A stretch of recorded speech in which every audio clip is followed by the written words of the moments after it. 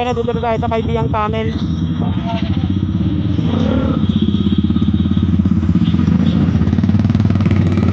Naka-zoom in pala kanina. Okay. Yan. Okay, sasali yun ng tugtog na race. Yeah, boy.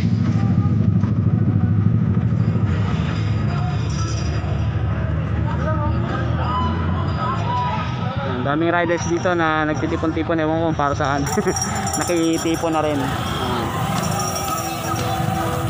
Okay, cut muna.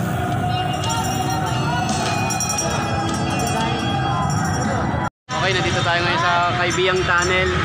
Pag dumadaan sa tunnel, napansin ko nag-iingay sila. Siguro tradisyon na yun, ewan ko bakit. Yan, picture muna kami, si Romel at si Padet. Pahinga muna kami, sobrang init dito, ewan ko bakit. Kanina sa Tagaytay, ang lamig, di ba ko, tama? Ngayon pawisan na.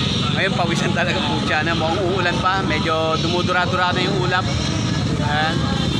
And yung pala yun, hindi nakikita ko madalas sa picture. And ito na siya, live ngayon.